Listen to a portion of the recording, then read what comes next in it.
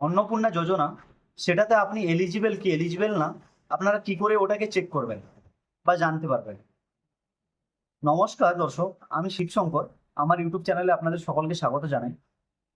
দর্শক, আমাদের women and child development welfare society থেকে, বিকাশ ভবন থেকে একটা নোটিফিকেশন জারি করা হয়েছিল, যেটাতে যে নোটিফিকেশনটাতে ক্লিয়ারভাবে বলা হয়েছে কারা কারা এই অন্নপূর্ণা যোজনার প্রকল্পের টাকা পাবেন আর কারা কারা এই অন্নপূর্ণা যোজনার টাকা পাবেন না।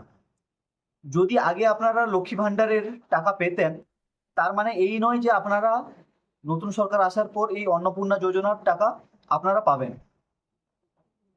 তো এখানে যে কিছু ক্রাইটেরিয়াগুলি দেওয়া হয়েছে, আজকে আমরা সেই ক্রাইটেরিয়াগুলির কথা আপনাদেরকে জানাবো।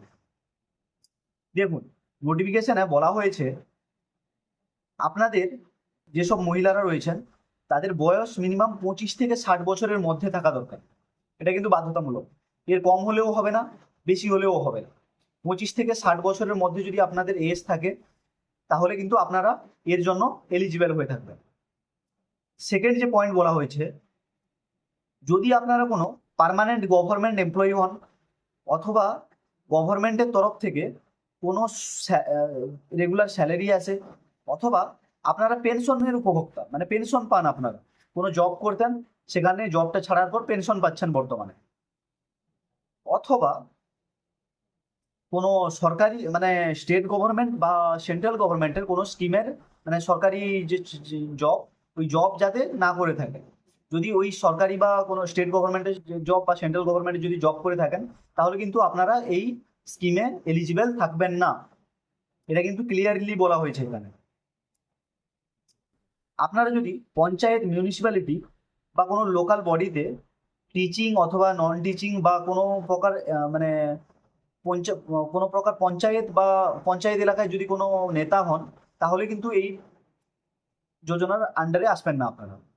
এছাড়া বলা হয়েছে যারা কোনো গভর্নমেন্টের সঙ্গে যুক্ত আছেন, ধরো যদি কোনো প্যারা টিচার আরও থাকে, যারা কন্ট্রাকচুয়ালে থাকে, তারাও কিন্তু এই যোজনার আন্ডারে আসবেন না।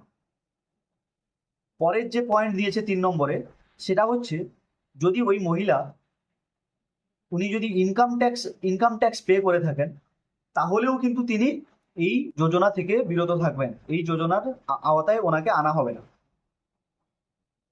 বলা হয়েছে এই যে 3,000 টাকা করে আপনাদের, এরপর 2 নম্বরের যে বেনিফিট বলা হয়েছে, 3,000 টাকা করে আপনাদের অ্যাকাউন্টে ঢুকবে ডাইরেক্ট ব্যাংক ট্রান্সফারের মাধ্যমে। এই কটা নিয়ম কিন্তু সরকারের তরফ থেকে ক্লিয়ারলি বলা হয়ে গেছে। আপনারা কিন্তু আপনারা যারা যারা এই ক্রাইটেরিয়ার মধ্যে পড়েন, তারা কিন্তু আপনারা অন্নপূর্ণা যোজনার টাকা পাবেন না।